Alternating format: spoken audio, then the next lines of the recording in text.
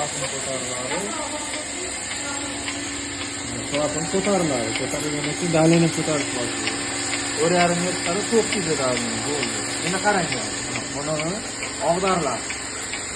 Og'darilgandan keyin ham to'rtta so'sda bukilish kerak ekan. To'rtta so'sda bukilgandan keyin boyagi ko'targan klapini ochamiz mana. Ochiladi. Bitta molga ulanadi.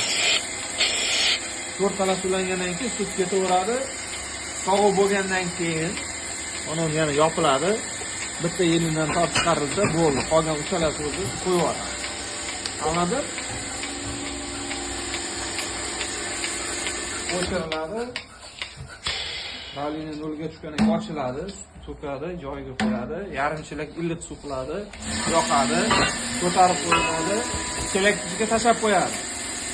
Tortib yuboradi.